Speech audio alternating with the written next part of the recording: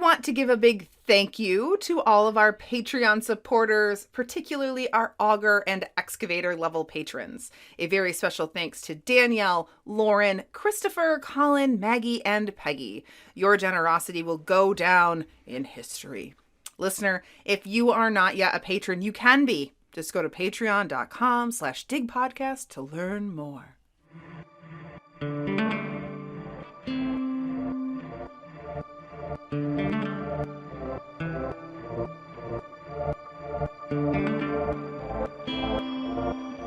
Welcome to Dig, a history podcast.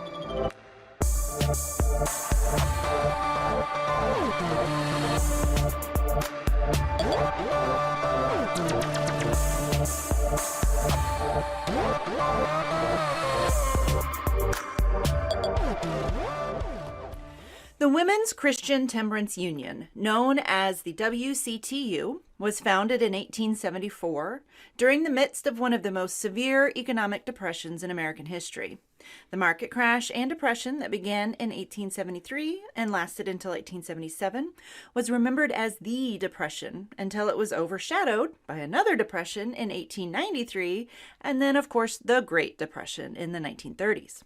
During the Panic of 1873, the religious revivals, or awakenings, as historians like to call them, of the earlier 19th century were still in full swing.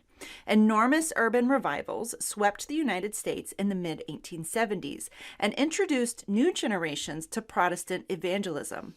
Today's episode is going to highlight the religious underpinnings of women's reform movements of the late 19th century in America, with particular emphasis on the Women's Christian Temperance Union and the quite radical Protestant Christianity that many white and black women in the 19th century utilized to push for women's rights. I'm Elizabeth. And I'm Sarah. And we are your historians for this episode of Dig.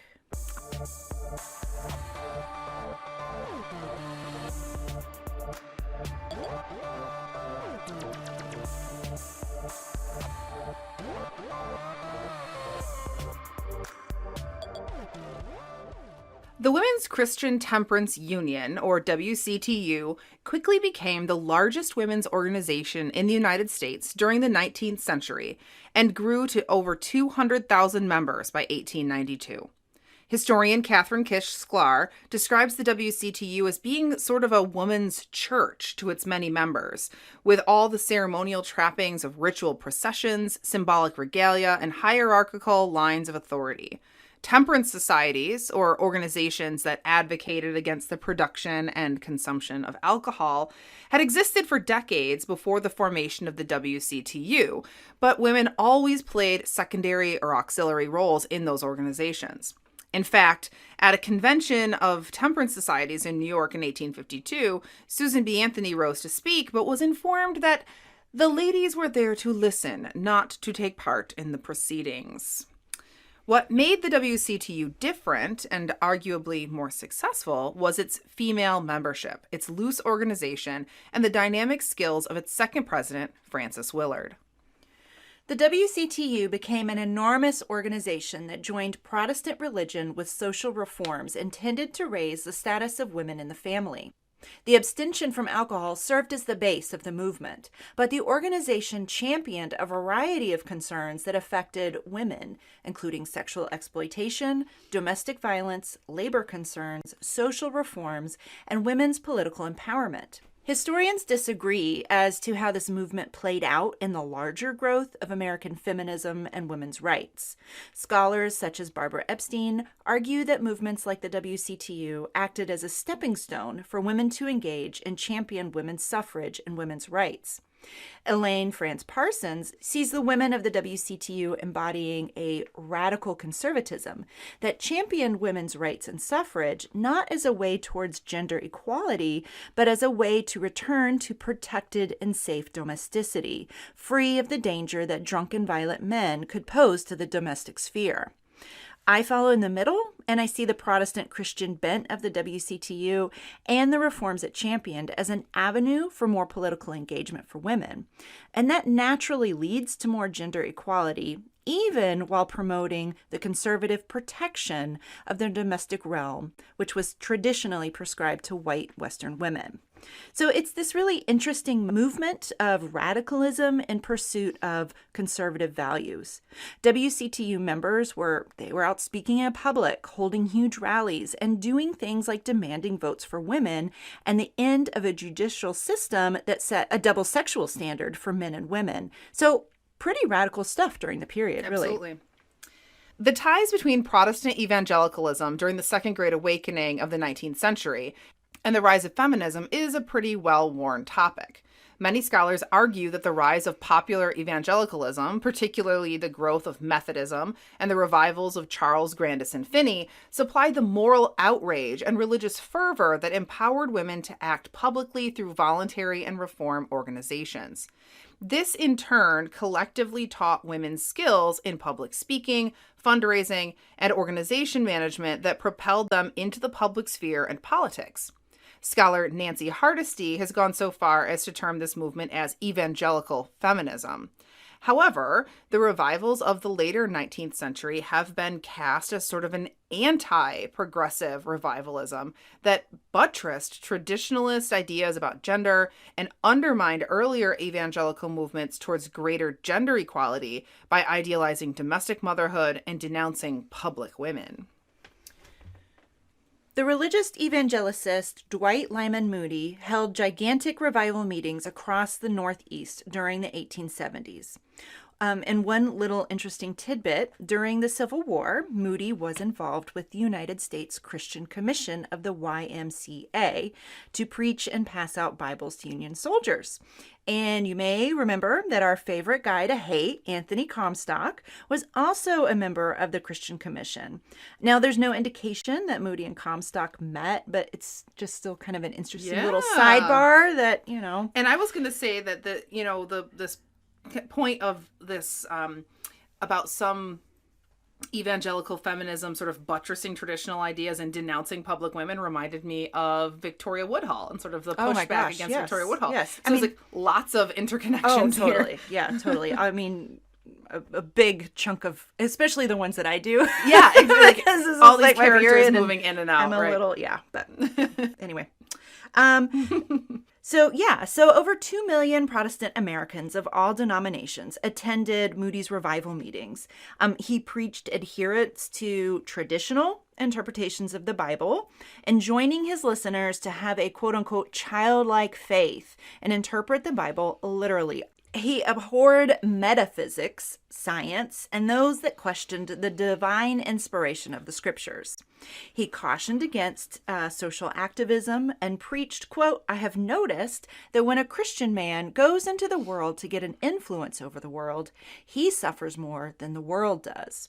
So basically he's saying, stay in your lane. Don't go out to, Sodom out there or whatever. Right.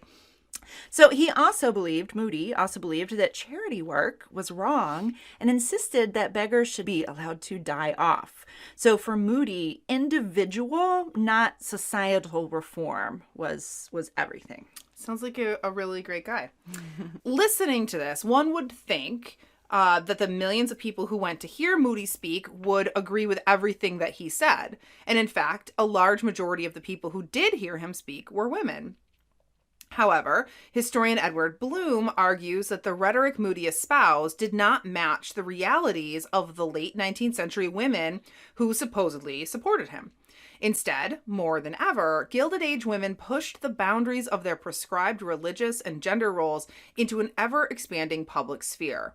Interestingly, Frances Willard worked closely with Moody during the mid to late 1870s and spoke on the revival circuit with him. She and other female evangelicals who worked with him did not exemplify the rhetoric that Moody espoused. Willard acted publicly and politically through temperance reforms and did not interpret the Bible literally.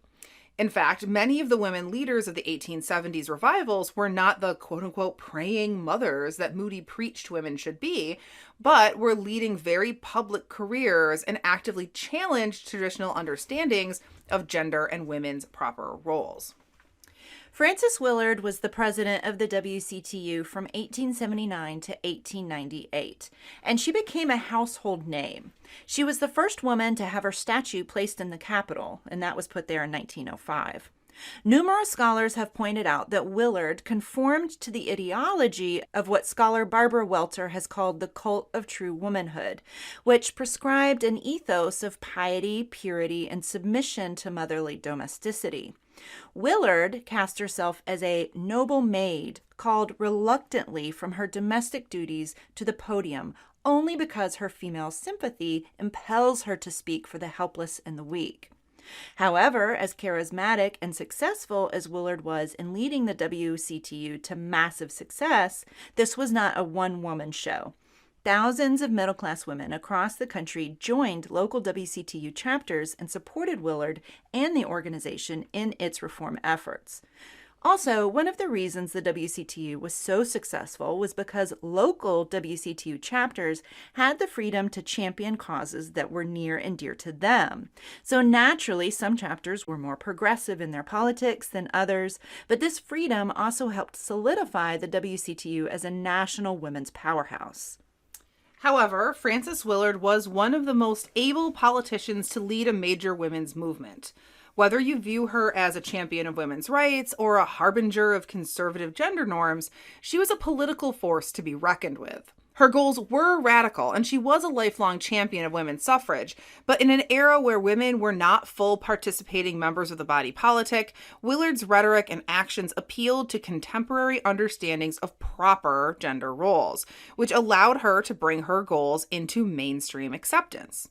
Willard stepped beyond the singular focus on curbing alcohol and, through her do everything policy, championed a plethora of reforms to further promote the march towards women's suffrage.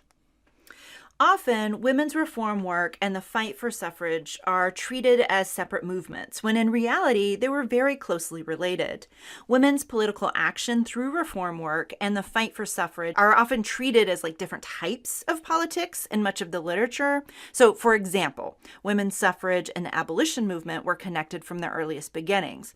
However, many reform organizations like the WCTU, whose main priority was not initially women's suffrage, eventually supported women's enfranchisement as one way to push forward their primary reform goals. So even without the vote, the very act of reform work in charitable and voluntary organizations allowed women to enter the, political sphere, so to speak. Right, exactly. The women's temperance movement began in Hillsborough, Ohio in 1873. Many women of Hillsborough, led by Eliza Jane Thompson, banded together in groups to visit local saloons, pray, and ask saloon keepers to pledge to stop selling alcohol.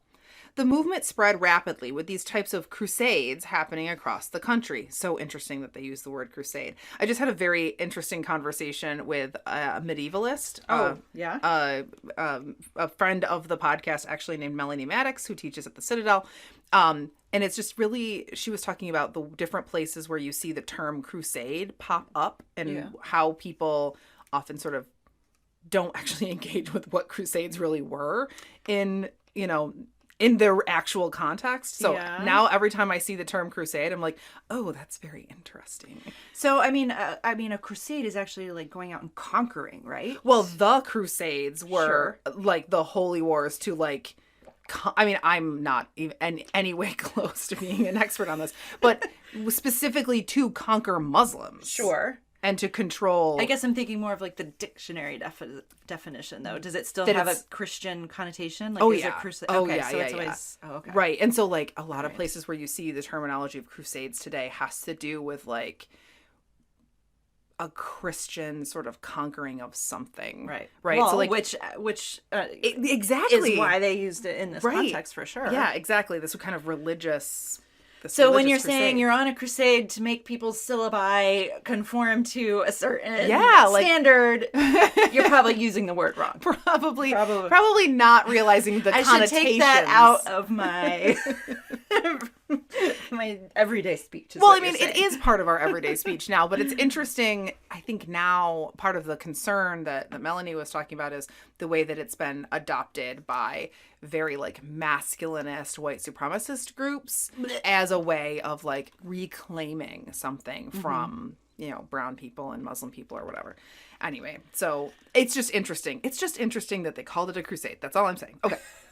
So, this is just a side note here, but although the WCTU archives place the founding of that organization in Hillsboro, Ohio, there is actually evidence that the Saloon Crusades actually started about 60 miles south from where we are currently recording this podcast in Fredonia, New York. Yep. So I say that it's from Fredonia, not Ohio. So much stuff happens right here. Yeah, exactly. That's why we should claim it. Of like, it is. Yeah. We started everything. We did. I shouldn't say that. Neither one of us are from here. That's true. We claim We're it. Though. Buffalonians now, though. So, either way, regardless of whether it was Ohio or Fredonia, these Saloon Crusades are attributed to Diocletian Lewis, a man with an honorary medical degree. And the best name ever. Yes. An honorary medical degree. I know, right? From the homeopathic hospital, which know. it just makes it even worse. I know. And, it was like, that's not important to put in there. But I had to. Yes. No, it's so great. But I'm also thinking, too, about, like, during this time, there's these huge wars or arguments between like the homeopathists and like the medical doctors and the regulars and and so and there is all of these things are very tied up together, right? Like homeopathy is like somehow tied into ideas about women's rights and suffrage and spiritualism, like they all just are kind of lumped in together. So Diocletian, with his fake medical degree from a fake hospital college. No, you better not. We're going to Sorry, get all the homeopathy, the air case. guitar of medicine. Shush. All right. So Diocletian, regardless of his fake degree, mostly made his living on the Lyceum circuit. Why is it called Lyceum? I don't know, but it was just like a lecture circuit, right? Yeah. I think a Lyceum. Oh, a Lyceum is a lecture hall. Yeah, I think Okay. so. Yeah. What a dumb That's why, question. like, at Lilydale, which is near Fredonia, they have a Lyceum. The Lyceum or something, yeah. One of his speeches, which he gave over 300 times across the country, was a temperance lecture on, quote, the duty of Christian women in the cause of temperance. He told the story of his mother, who, in response to his father's chronic drunkenness, gathered a group of women in his hometown of Auburn, New York, right near where I went to college, and convinced the local saloon to stop selling liquor through prayer and moral suasion. According to Lewis, the women were successful and the saloon keeper closed his bar. After Lewis would give this speech, he would ask the women in the audience to do the same. And in 1873, women began banding together in saloon crusades, going into bars, and standing outside of them in prayer. Within 3 months, groups of praying women had driven the liquor business out of 250 villages and cities. The first WCTU National Convention was held in Cleveland, Ohio in 1874, and it drew roughly 300 women from 16 different states. That's a pretty big deal in 1874, right? Yeah. From this first meeting, women controlled the organization, and men were never allowed to be voting members of the WCTU. The convention elected a board with Annie Wittenmeyer as president and Frances Willard as corresponding secretary. Willard became president in 1879, and the focus of the WCTU shifted from one concentrated on closing saloons to an ambitious do-everything campaign. Although it should be pointed out that the WCTU had begun to expand its scope even before Willard had become president. But within 10 years, the WCTU sponsored more than 35 areas of public activism, such as prison reform, public health, and improved working conditions for laborers. And because of the decentralized structure of the organization that I mentioned earlier, individual chapters were able to really focus their efforts on causes that were near and dear to their hearts. Many Black women leaders in the 1880s and 1890s were active in the WCTU's Department for Work Among Negroes, as well as within their own chapters. As head of that department between 1883 and 1890, writer and reformer Frances Ellen Watkins Harper launched a broad national program of improvements for African Americans. Harper's advocacy centered on racial and gender uplift.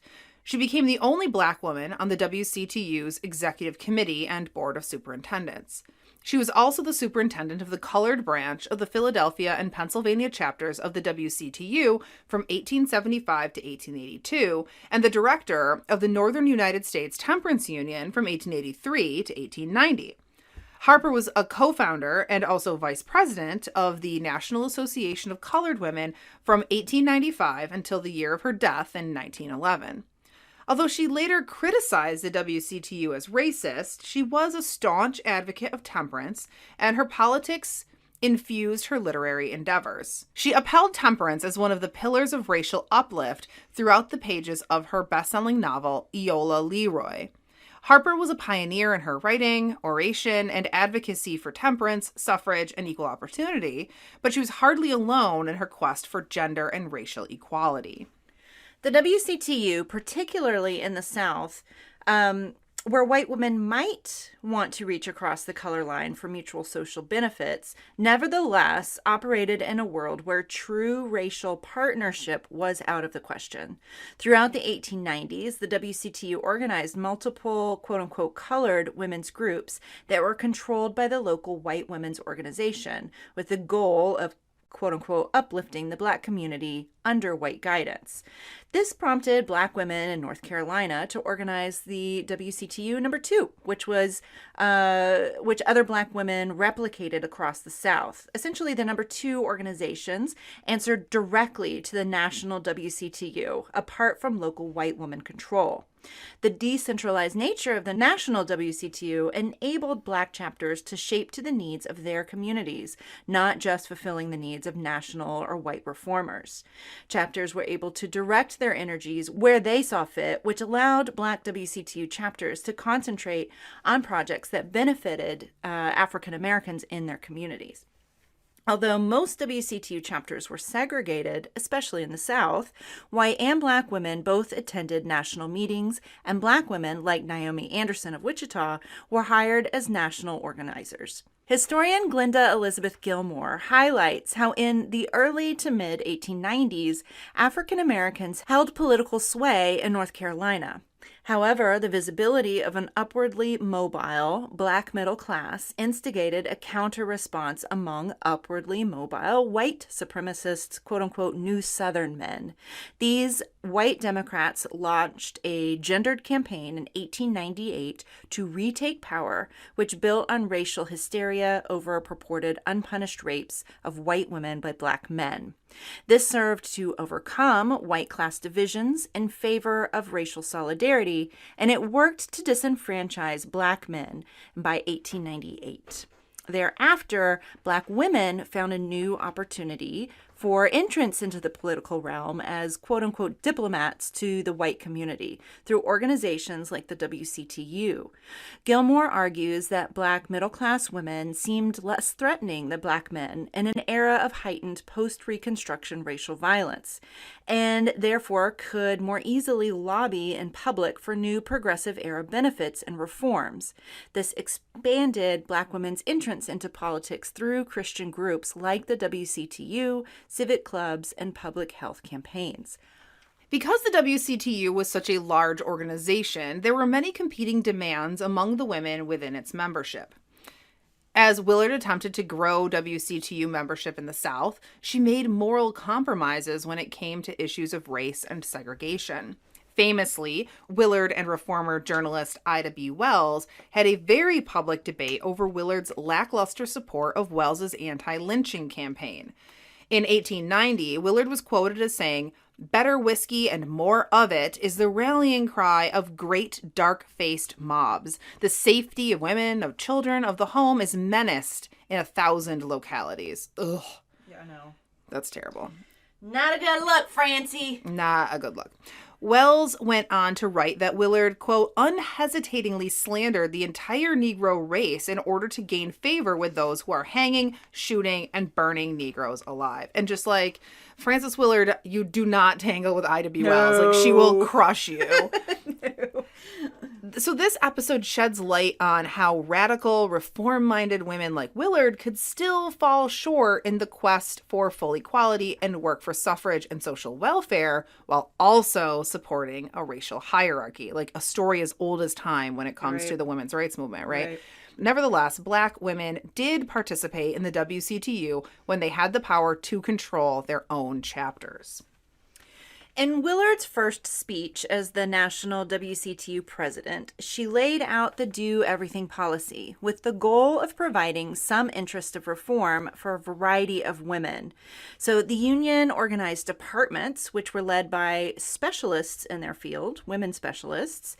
So, for example, the Social Purity Committee worked to combat domestic violence and exploitation, while the Home Protection Ballot movement supported women's suffrage. Under Do Everything, the WCTU implemented hundreds of programs across the nation.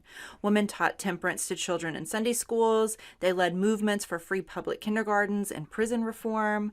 WCTU members operated nurseries, Sunday schools, homeless shelters, and homes for pregnant single women and sex workers.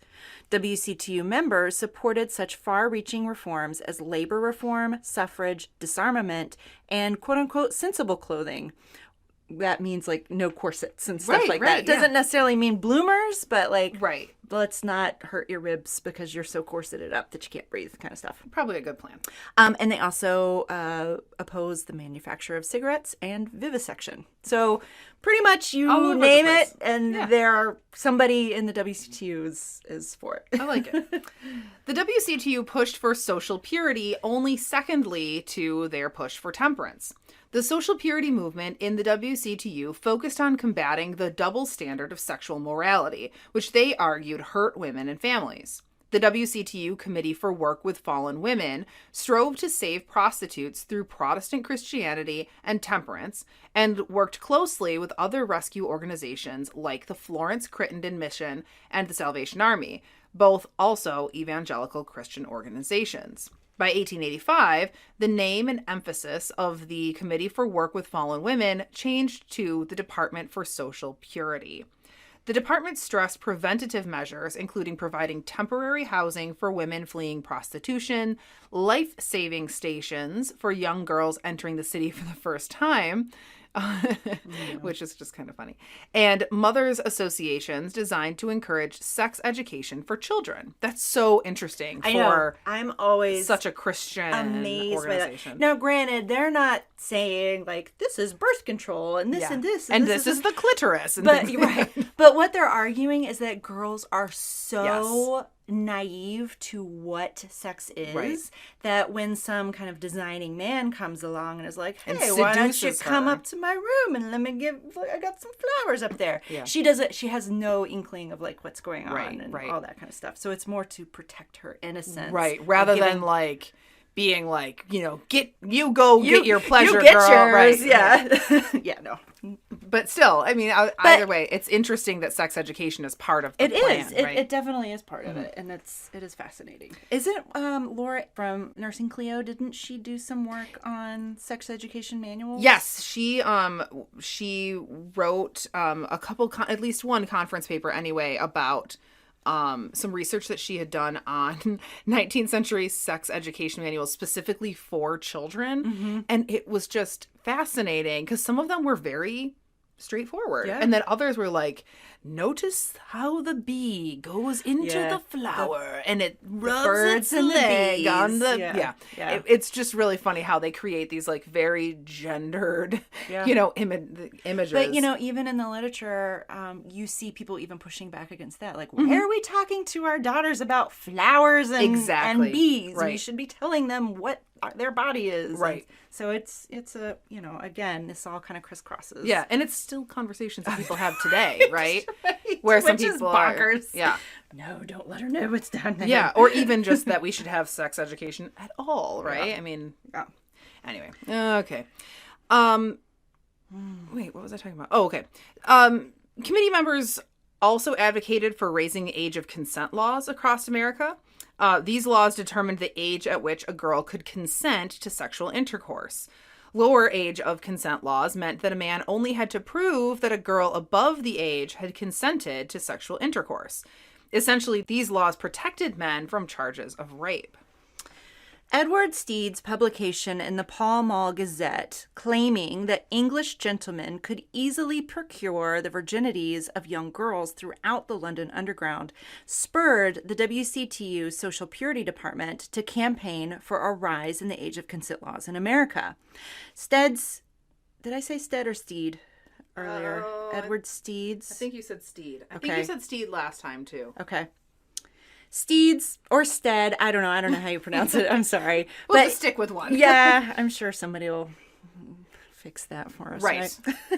Anyway, his expose showed that English law deemed girls of 13 years old competent enough to consent to sexual intercourse. The WCTU's campaign shocked Americans by pointing out that in America, in many states, the age of consent law for girls was only 10 years of age. Gross. Yeah, I know. So advocates for raising the age of consent pointed out that girls could not marry or sell property at such a young age. Therefore, they should not be vulnerable to men who would rape them or make them prostitutes at such a young age either. Now, this, of course, is the social purity kind of like talking points, right? There's a lot of other things going on, but they're really kind of like diving in on this kind of male as a seducer, right? Or like plucking these little girls into the prostitution trade, right? Not saying it didn't happen, but also I'm not saying that it did in the numbers that a lot of these social purity reformers are saying that Right, it did. exactly. Just so that is which clear. Yeah.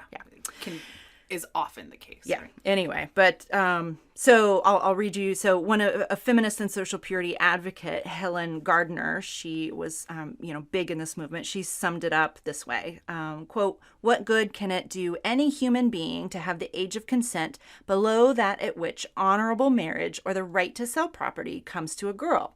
Whom is it intended to benefit? There can be but one answer. It is the law in the interest of the brothel, in the interest of the grade of men who prey upon the ignorance and helplessness of childhood."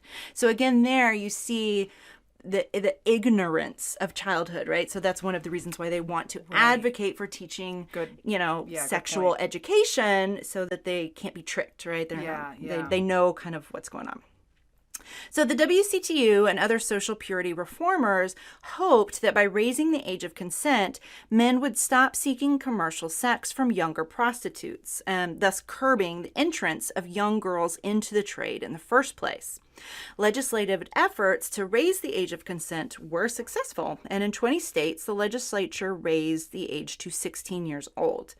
The Social Purity Department also launched campaigns to revise prostitution, rape, and seduction laws during this period, mainly to protect women from an unfair judicial system. Now, whether it worked out in that case or not, you can argue social control, but they did try to reform the judicial system to be more fair in their gendered view of the world, right? And I think we'll get into their that a little bit particular more. meaning of what Right, fair their was. Anglo-American gendered norm of women.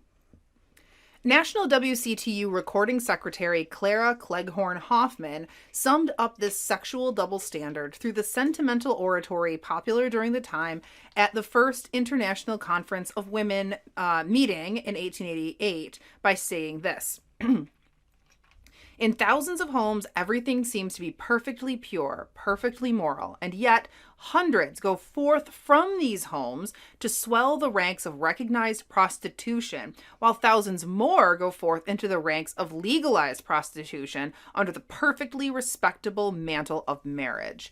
The fires of passion and lust lurk in these homes like the covered fires of Lucknow, only needing the occasion, only needing the temptation to burst forth into flame, carrying death and destruction to every pure and true and lovely attribute of heart and soul." Lord. Man, that escalated quickly. Started out like, in every home, and then it's like, fire! Oh my my God. Oh, 19th century. And so you know great. what? And I think I didn't like describe the sexual double standard really, but essentially they're saying But like that's what she's trying to sum up there, right? right. So a woman has sex one time, she's ruined goods, right? She's ruined her family, and the only option left to her is prostitution, right? Right. So that's what they're saying. Like these little girls, they're being tricked, they're being raped, and then they're used goods. And they're, and so they have to become prostitutes. Like Right. that's this like cycle that they're talking about. Right. Right. And this other part where she's saying, while thousands more go forth into the ranks of legalized prostitution, is she talking about She's talking about marriage. She is talking about marriage. So she is very much a feminist. Like she is very much that like women are being exploited in marriage by husbands who are like still full of lust. Still full and of lust. that's why they are, just need they're that temptation going to out. explode. Yeah, so like their husbands are going out, they're having prostitutes, but they also have a quote unquote kept prostitute at home because essentially you've just sold yourself. They get everything. They get their cake and they get to eat it too. Right. Yeah. The guy gets the cake and they eat it too, but the woman has also just sold herself to a man, right? Yeah. She's trading sex to him for domesticity, for taking care of his home. As prostitution. So in a way she's talking about this. Yeah. And you see that in not a lot, but in quite a few of like feminist writings during this time. Yeah. That's great. Anyway, I mean that's great in that it's a really powerful statement, right? Mary G. Charlton Edholm, superintendent for press work of the WCTU, railed against women and girls' sexual exploitation in her book, Traffic in Girls.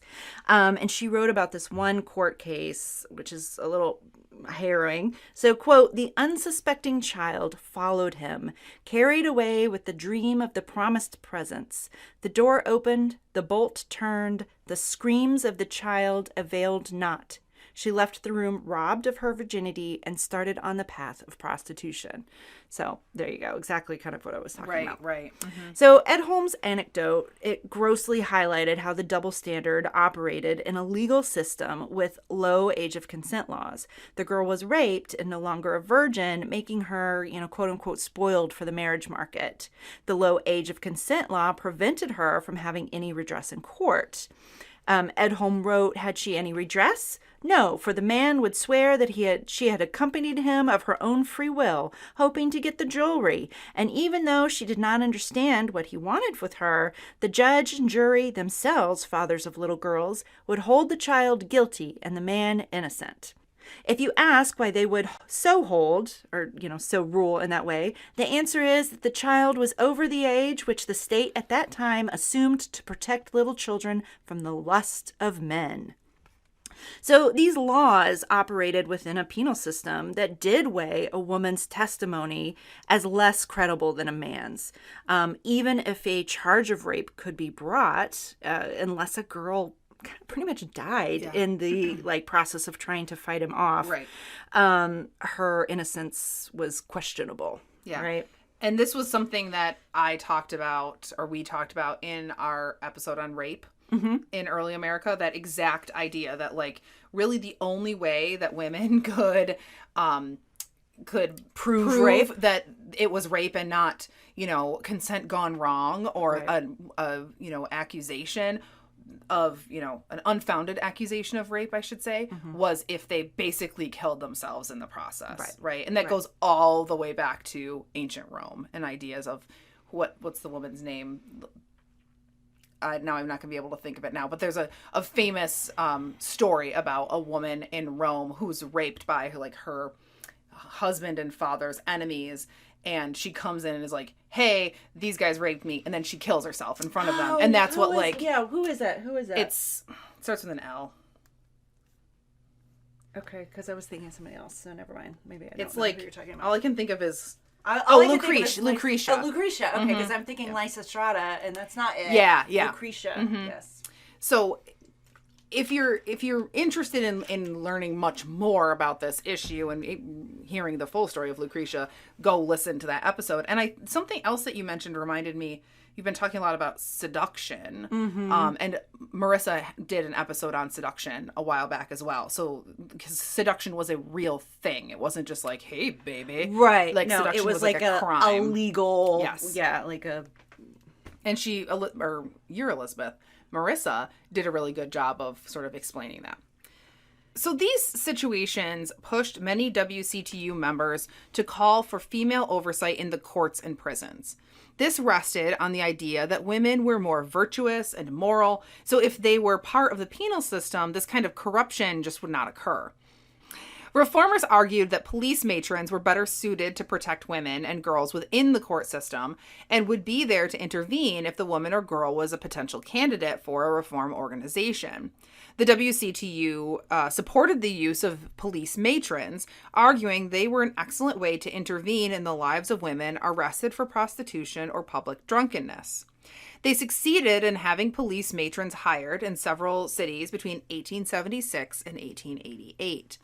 WCTU and Florence Crittenden volunteers were a common fixture in women's and juvenile courts, wearing ribbons printed with the words, "Florence Crittenden Home, can I help you?"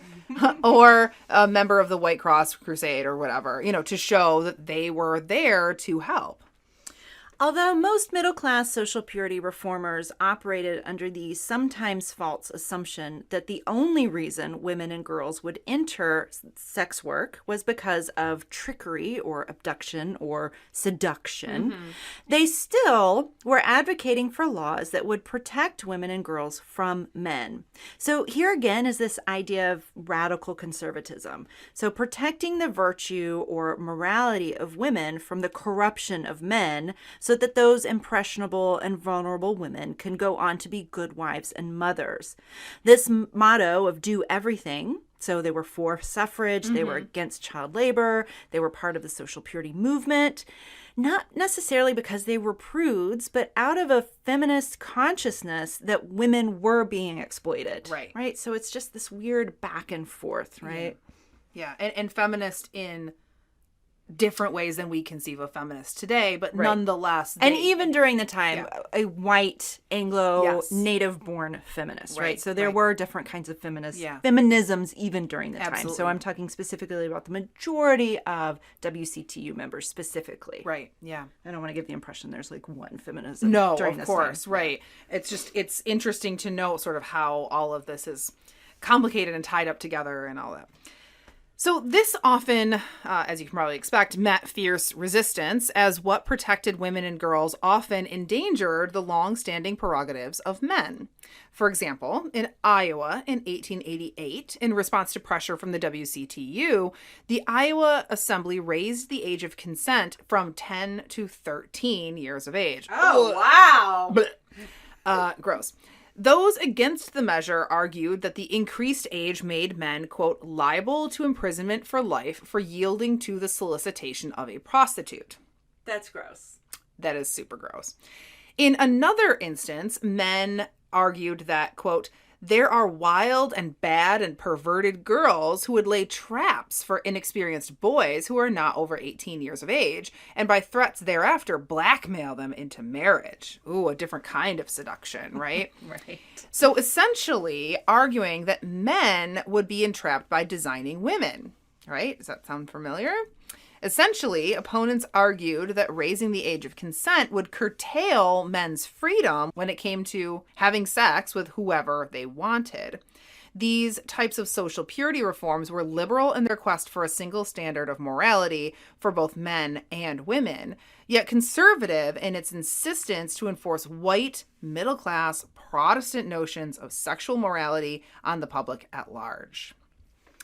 As early as 1874, Willard supported women's suffrage, quote, for God and home and native land, and proposed to then WCTU President Wittenmeyer that a proposal be made at the annual convention in 1876 to support suffrage. In this first iteration, Willard proposed female suffrage only for issues touching the home, temperance, and education. However, by 1881, as the common understanding of the scope of issues affecting women expanded, the home protection ballot evolved into a universal call for women's suffrage, even when women's right to vote was still a radical cause among many Americans. For the next 20 years, WCTU members served as the grassroots for the suffrage movement, even though not all local WCTU chapters accepted the suffrage resolution. Some chapters ignored it completely, while others pushed for state and federal constitutional amendments to allow women the right to vote. The Nebraska state chapter sent a petition to the United States House of Representatives, and this is a pretty cool just document. I've got the link here if you want to check it out. It says, quote, "As wives, mothers, and citizens, we know our rights and will defend them. Peacefully if we can, with severe measures if we must."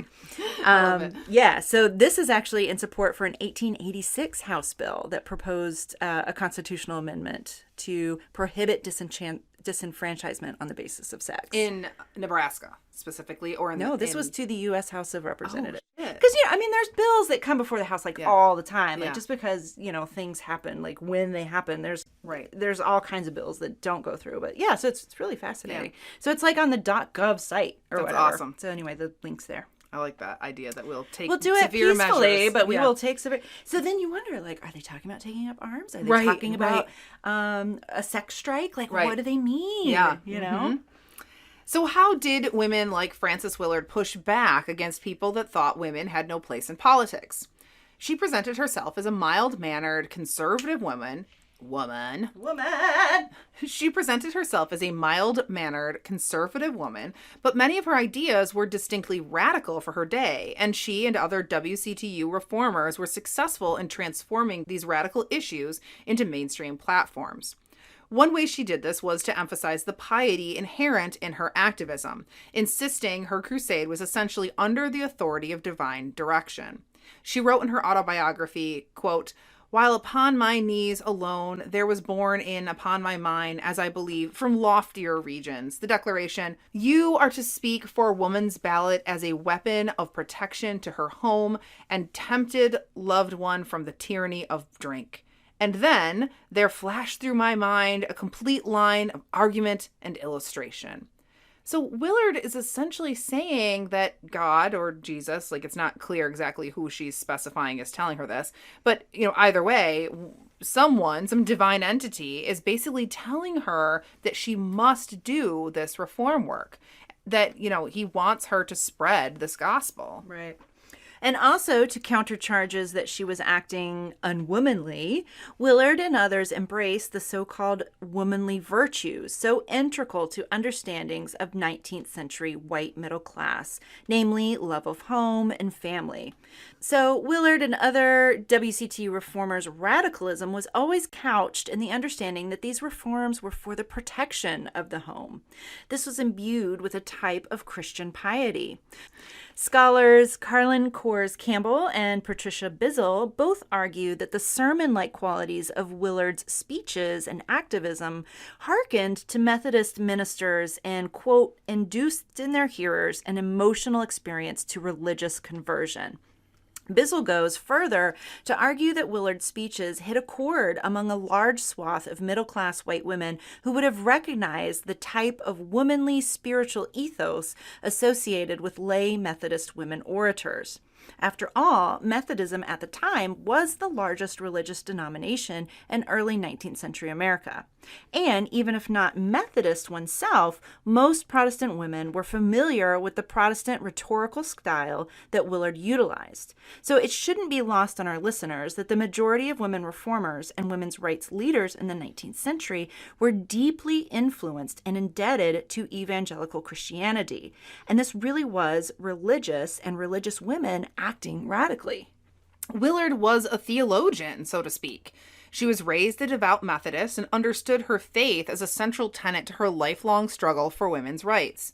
In 1888, she published Women in the Pulpit, which expanded on her analysis of gender and the interpretation of biblical scripture. She argued that most pastors used literal biblical interpretations to subjugate women, and argued this was done in the same way that Southern antebellum pastors had used the Bible to defend slavery. Willard believed that the only way to counteract the deleterious male viewpoints was to have more female theologians. Right on, sister. Right? She wrote, quote, "We need women commentators to bring out the women's side of the book. We need the stereoscopic view of truth in general, which can only be had when woman's eye and man's together shall discern the perspectives of the Bible's full-orbed revelation." Elizabeth Cady Stanton gets on this kick late in her life, right? Like, she write the women's Bible? She does, and she asked Willard to write in it, and Willard declined. Because Willard was going to, like, write her own thing? Willard was going to write her own thing, but Willard also did not agree with Stanton's viewpoint at the time. Yeah, I remember that Stanton, like, had a hard time getting that book written and published. Like, she thought that it was going to be brilliant and, like, a big hit, and lots of the new wave of women were like, Yeah, there was, I think she was a little too radical in a sense. Stanton was, yeah. And unfortunately I don't remember, like, the ins and outs of that. But it just is an interesting, I think it's an important point to make, that this was something that other reformers and feminists were thinking, right, also still couched in Christianity, but also kind of calling out Christianity and saying, like, we need to do better in understanding the Bible. Like, it's not as simple as saying, like, women are destructive Eves, right? Right. Like, we need to have women's viewpoint if we're really going to understand this. If we're really going to understand it, right? So Willard avoided specifically calling for women to be preachers, right, against kind of the Pauline dictate, or whatever you call it. How do you say it? Like Paul says women cannot be preachers. Oh, yeah. So what do you call it? Pauline dictate? Sure. Pauline, sure. Paul's the worst. No, Paul's fascinating, but he says a bunch of stupid shit. Right. So she specifically does not say, like, women should be preachers, right? They're lay orators, they're, that kind of thing. She's not saying that they should be preachers in the technical sense, but she is advocating for women's contributions to biblical understandings, right? So she writes, quote, "It is men who have taken the simple, loving, tender gospel of the New Testament, so suited to be the proclamation of a woman's lips, and translated it in terms of sacerdotalism, dogma, and martyrdom. It is men who have given us the dead letter rather than the living gospel. The mother heart of God will never be known to the world unless translated into terms of speech by mother-hearted women. Law and love will never balance in the realm of grace until a woman's hand shall hold the scales." Jeez, like, that's interesting. Yeah. This idea of a mother heart, the mother heart of God. Yeah. Like, that today is, I think it's in some circles much more common, but it's still super, super, super controversial. Sure. Like, even referring, like, I've heard some pastors refer to God as, like, mother, father, God, or, God as woman in a way. And, like, that's a no-no. That is a no-no for some people. Yeah, that would absolutely. be a no for the Righteous Gemstones. They would not be for that. Yeah, FYI. That doesn't surprise me. You should watch that show. Willard viewed this as part of her all-encompassing view of women's rights and argued that, quote, "the right to preach is but one phase of a larger question, the rights of woman as woman." In the late 1880s, Willard became more involved in the American labor movement, and in 1893 proclaimed herself a Christian socialist. Historian Mary Jo Boole, who wrote a pivotal book on women socialists in 19th century America, argues that Willard championed Christian socialism as, quote, "the grandest expression of woman's instinct for moral perfection," even if by 1900 the romanticism of Willard's heroic vision of social change had come to seem out of step with the realism that was increasingly championed by American socialists. Many commentators have pointed out that the radicalism of the WCTU faded after Willard's death. Yes, more conservative women stayed in the WCTU into the 20th century, and more of the radical members moved into newer activist organizations, like those working exclusively for women's suffrage. So for many, the WCTU did act as a stepping stone for more progressive reforms in the lives of many activist women, while in the other case, it buoyed, conservative roles or whatever. So this kind of argument of, like, was the WCTU, this stepping stone to, like, a broader feminism? Like, I think it's still up to debate. And I think you had mentioned her a little while ago, but Phyllis Schlafly, right? Yes. This, yes. I mean, I was thinking of her a lot she would during never this. call herself a feminist, No. right? But she is, she is a radical conservative, right? She is out there, in the public sphere, like, having her own opinions, but yet fighting for these very, quote unquote conservative or quote unquote traditional roles, and doing so in ways that are only possible for her because of the strides of feminism, right? I mean, Phyllis Schlafly is out there talking about how women, deserve the right to, stay home with their children and all these things that the ERA is going to ruin, while she is not at home with her children, right? I mean, she's very political. She's very public. Yeah. And so, Phyllis Schlafly is she's a fascinating figure in and of herself. Yeah. And very different from Frances Willard. Like, absolutely. Not want to say that they're the same at all, but just this, I love this idea of radical conservatism. And that is from Parsons. And oh my God, I think her book is called Lost Manhood. So I really like that sounds great. I've not read that it. book. Yeah. Yeah. So. It's something else I didn't write about, but Willard became a very big advocate for the bicycle. I did know that. I did know that. She learned to ride the bike when she was like, I don't know.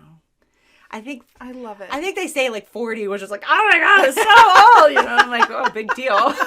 But it would be so hard to learn how to ride a bike now. I can't do it now. Your rickety old bones. But yeah, so she's interesting, and too, I like this idea of like, how can somebody be so quote unquote progressive and yet so retroactive in their racial views, right? And that's like a big thing with a lot of these women reformers during this time and the suffrage movement in general. Like, how could they be, so pro women's rights and so racist? I actually just organically, this came up in one of my classes today. One of my students sort of made the point, was saying something about Susan B. Anthony and said, like, lots of people try to say that Susan B. Anthony was racist. And it was such an interesting moment in the class because, like, most of the other students were like, record screech. Like, wait, no, Susan B. Anthony actually was racist. And the student was like, well, yeah, I mean, I guess she was kind of racist. And we were like, okay, like, let's unpack this for a second. Because it is hard. Because these women, these are supposed to be your heroes. And they also did some great stuff. Right.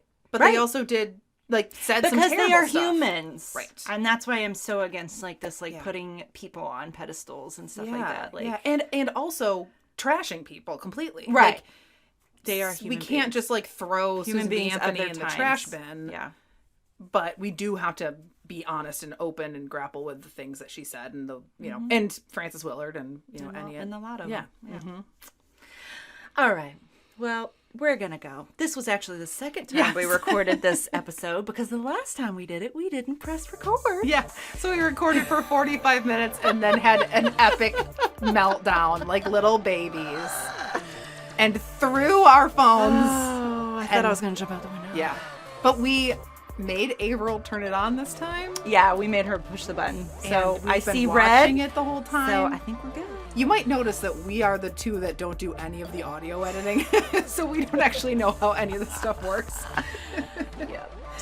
All right. So thank you guys so much for watching, for listening. You can follow us on Twitter. That's the main place we're at. And then we also have a Facebook group called what is it called? Dig History Pod Squad. The easiest way to find us is to just search it in your search bar on Facebook and just request to join. And Marissa will swing into action and add you to the group eventually. Yeah.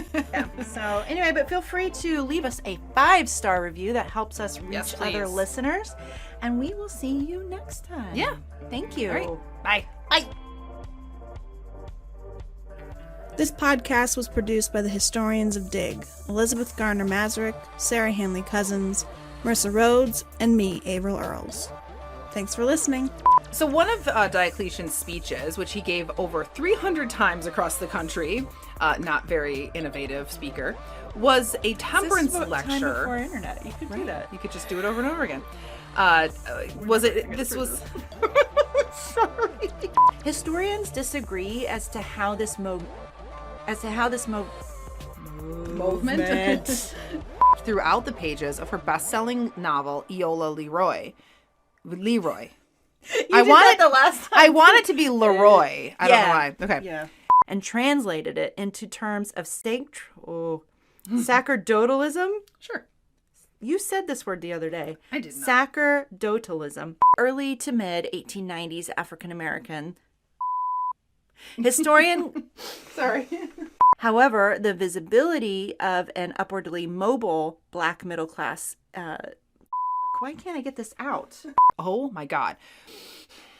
That's because my writing is checked. No, I just can't say socialist. Socialist. Holy crap, I could not get that out. I think that sounds stilted. Even though not all local WCTG... Blip, blip, blip, blip, blip. The ties between Protestant evangelicalism... Is that... Evangelicism? Evangelicism? Okay. I don't know. Is that a word? Maybe I don't know. It's underlined. Maybe I'm making up a word. I know that there are different ways of referring to it, so I actually don't You're know. the Christian. I don't know. I'm not an evangelical. Evangelicism? Evangelical. The ties between Protestant...